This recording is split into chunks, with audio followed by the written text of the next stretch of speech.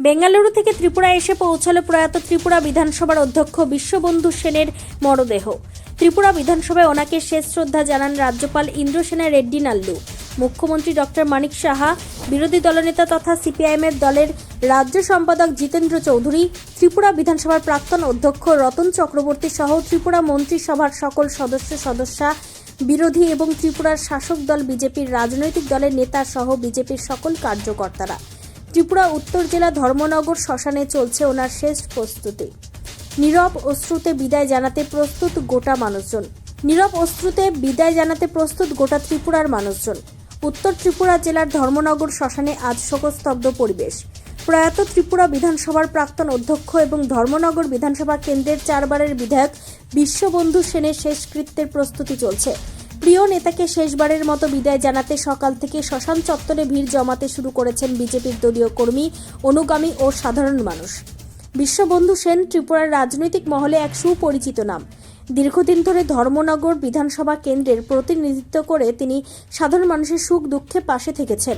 বিধায়ক হিসেবে একাধিকবার নির্বাচিত হওয়ার পাশাপাশি ত্রিপুরা সরকারের গুরুত্বপূর্ণ দায়িত্ব সামলেছেন তিনি।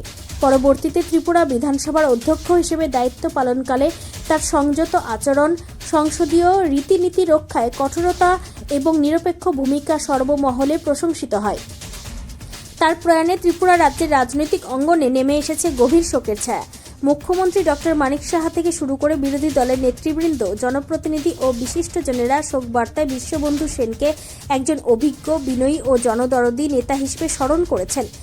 ধর্মনগরবাসীর কাছে তিনি ছিলেন সহজলভ্য এক অভিভাবকের মতো।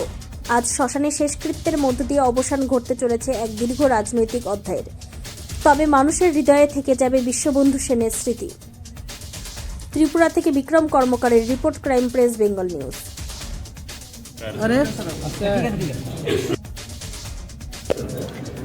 केवल असेंबली में स्पीकर के नाते ही नहीं, पूरे स्टेट में एक बुजुर्ग आदमी हैं। 4 टाइम एमएलए रहे हैं और नॉर्थ त्रिपुरा में बहुत पॉपुलर लीडर है। मैं कभी भी टूर पे त्रिपुरा जाते हैं तो पर्सनली मिलते थे और डेवलपमेंट के बारे में, जिला के बारे में, उनके कॉन्स्टिट्यूंसी के बारे में बात करते थे। वैसे ही जब असेंबली के इश्यूज़ के ऊपर चर्चा करने के लिए आते तो अनेक इश्यूज़ के ऊपर उनका ध्यान था, एक्सपीरियंस था। वैसे बुजुर्ग आदमी हमारा अपना स्पीकर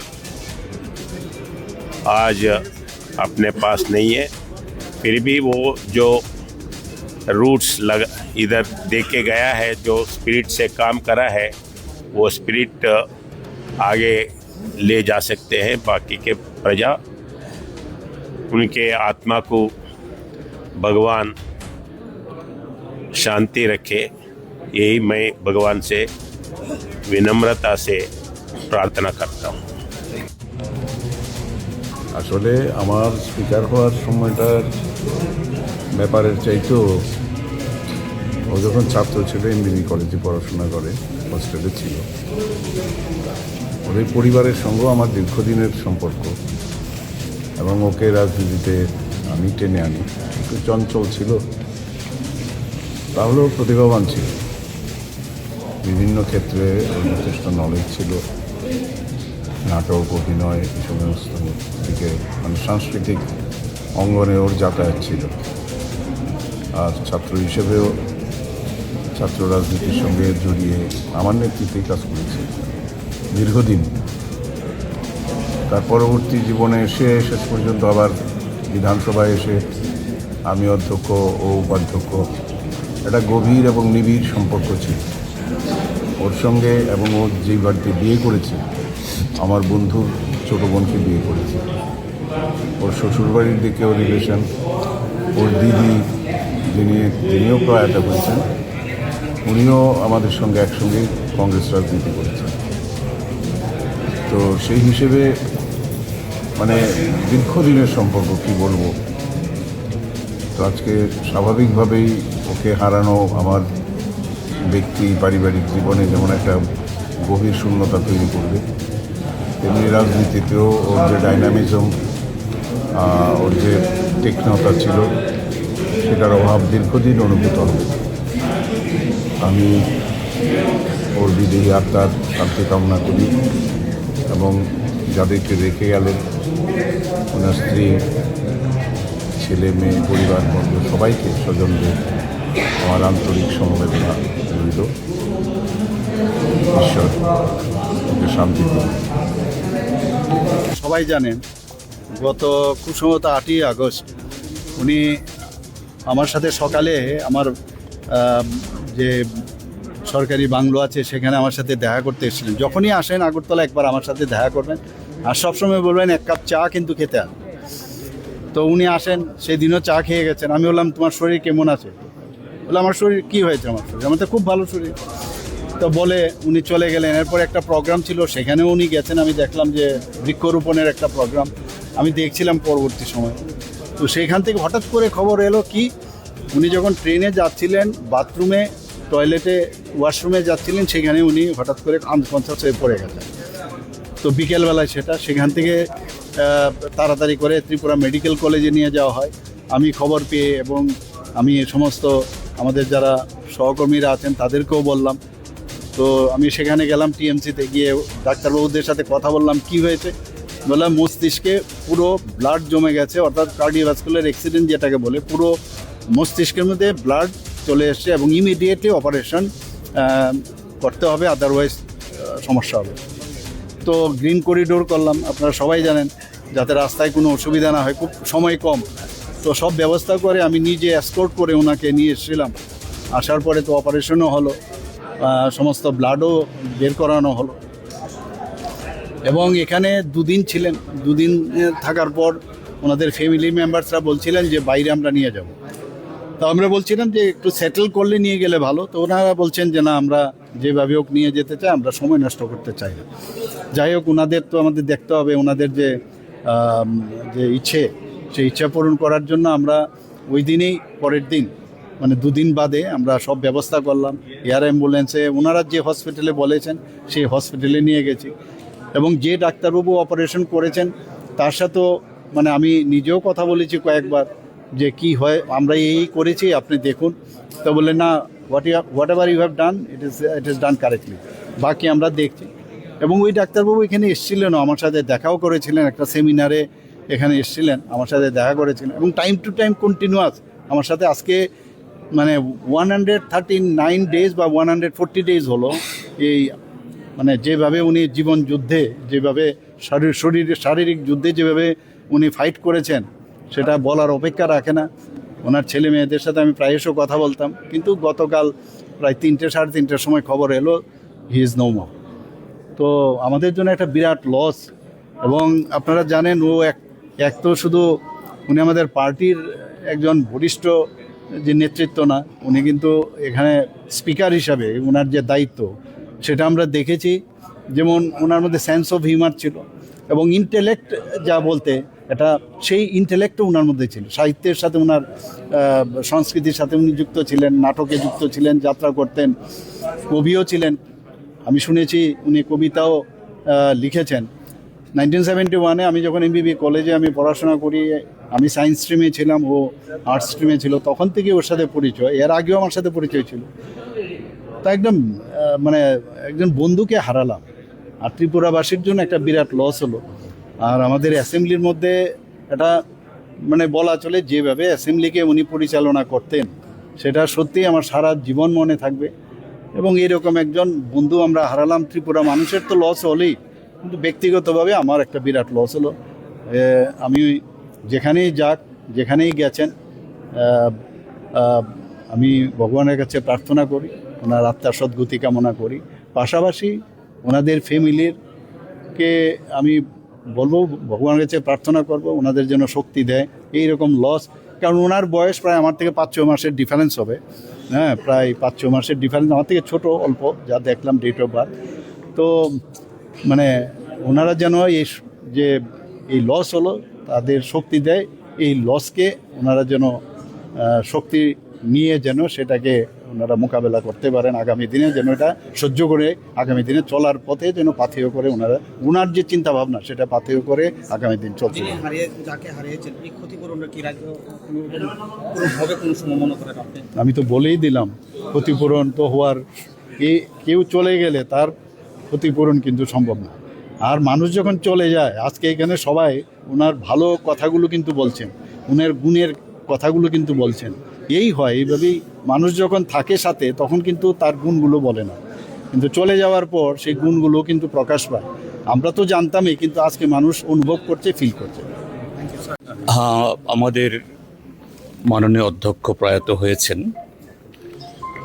শুধু অধ্যক্ষ বা আমি এই হাউসের একজন সদস্য হিসেবে না, অর্থাৎ বর্তমান হাউস যে মাননীয় অধ্যক্ষ তিনি যখন প্রথম এই সভায় সদস্য হয়ে আসেন, সম্ভবত আমি তার আগের টার্ম থেকেই এই বিধানসভার সদস্য ছিলাম, কাজে তার সাথে আমার পরিচিতি দীর্ঘদিনের। তো তখন আমি ছিলাম এই ট্রেজারি বেঞ্চে, তিনি ছিলেন বিরোধী বেঞ্চে। তো স্বাভাবিক, রাজনীতিতে মতাদর্শগত কর্মসূচিগত ফারাক, তর্ক বিতর্ক হয়। আবার যখন তিনি অধ্যক্ষ হয়ে আসেন এবং আমি দ্বিতীয় এই পর্বে বিধানসভার সদস্য হই, তখন তিনি ট্রেজারি বেঞ্চের পক্ষে, যদিও স্পিকারকে ট্রেজারি বেঞ্চ বলা হয় না, তিনি নিরপেক্ষ কাগজে পত্রে, বিরোধী বেঞ্চে। তো স্বাভাবিক মতাদর্শগত রাজনীতিগত ফারাক এখনও, কিন্তু ব্যক্তিগতভাবে সেই শুরু থেকেই তার সাথে হৃদ্যতা ছিল। এবং তিনি যখন বিধায়ক ছিলেন, একটা যাত্রা গান বা এই সাংস্কৃতিক অঙ্গনের সাথে সম্পৃক্ত, তখন দেখতাম তিনি নিজের স্বরচিত এই কবিতা বা এরকম ডঙ্গে খুব সুন্দরভাবে তার বিধানসভা এলাকার বা রাজ্যের কথা তিনি বলতেন। আমরা বরঞ্চ উনি তার সেই কবিতা ডঙ্গের মধ্য দিয়ে যে তখন ট্রেজারি বেঞ্চকে, সরকারকে সমালোচনা করত, এতে যে ওনাকে থামিয়ে না দিয়ে উৎসাহ দিতাম, আরও বলুন। অর্থাৎ তার কাব্যিক যে গুণ, এটা যে সবাই যেন আমরা তার মধ্য থেকে একটু মানে রস আমরা গ্রহণ করতে পারি, এরকম ছিল। আর তিনি যা চেয়েছিলেন তার বিধানসভা কেন্দ্র ধর্মনগরের জন্য সবটাই পেরেছেন, কথা বলবো না, যে নিজ বিধানসভা এলাকার জন্য খুবই সোচ্চার ছিলেন। যেমন একটা কথা তিনি সবসময় বলতেন যে ধর্মনগরে এই রেলের ডিভিশন করতে হবে, তারপর সেখানে রেলের রিক্রুটমেন্ট সেন্টার করতে হবে ইত্যাদি বলতেন। যে হোক, এটা কেউ চাইলেই যে সবটা করা যায় তা হতো না, সেভাবেই তিনি চেষ্টা করেছেন। যাই হোক, এখন এই মেয়াদে তিনি অধ্যক্ষের ভূমিকা পালন করছিলেন। আমি বিরোধী দলের নেতা, তো সেই হিসাবে আমরা বিরোধী দল তো চাইবই সবসময়, শুধু নিজেদের বিধানসভা কেন্দ্র না, গোটা ত্রিপুরার যে কথা বলার জন্য। এটাই সর্বকালে বিরোধী বেঞ্চ যারা, তাদের দায়িত্ব। সরকার ইচ্ছে করলেও তার দুর্বলতার কথা বলতে চাইবেন না, বরঞ্চ এটাকে আড়াল করবেন। আর বিরোধীদের দায়িত্ব হলো যে গোটা জনগণের কথা বলার জন্য। তো সেদিক থেকে স্পিকার তথাকথিত নিরপেক্ষ হলেও তার একটা বাধ্যবাধকতা আছে, সবসময় সেরকমভাবে সময় দিয়ে উঠতে পারেন না। এতে ওনার সাথে অনেক বাক্যের বিনিময়ও হয়েছে, কিন্তু ব্যক্তিগতভাবে আবার সেই একই রকমের সম্পর্ক সবসময় ছিল। তাই আমি বলতাম ওনাকে যে তিনি যখন ছিলেন, এই কংগ্রেস দলের ছিলেন, পেছনের বেঞ্চে বসতেন, আমি তখন বলতাম যে না, ওনার যেরকম কথা বলার ঢং ডাং ইত্যাদি, যেটা খুব ভালো লাগে আমাদের। ওনাকে কেন সামনে বসানো হচ্ছে না? তৎকালীন সময়েতে যারা বিরোধী দল নেতা ছিলেন, রতনবাবু বা এই সুধীরবাবুকে বলতাম, তো তিনি এটা মনে রেখেছেন। যখন স্পিকার হন একদিন আমাকে ডেকে নিয়ে যান ওনার ঘরে, কয় জিতেনবাবু, না জিতেনবাবু না, আমাকে জিতেনদা বলে রাখতেন, যদিও আমার উনি বয়স অনেক বড়, তো আপনার একটা সদিচ্ছা আমার প্রতি ছিল বলেই আমি আজকে স্পিকার হয়েছি।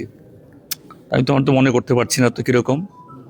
না, আপনি অনেক সময় বলতেন আমাদের নেতাদেরকে কেন আমাকে নেতা বানানো হচ্ছে না, কিন্তু তারা করেননি, কিন্তু আপনি ঠিক চিনেছেন, এই জন্য আজকে আমি এই চেয়ারে। যাই হোক, এরকম অনেক টুকরো টুকরো এই কী বলে স্মৃতি ভেসে উঠছে।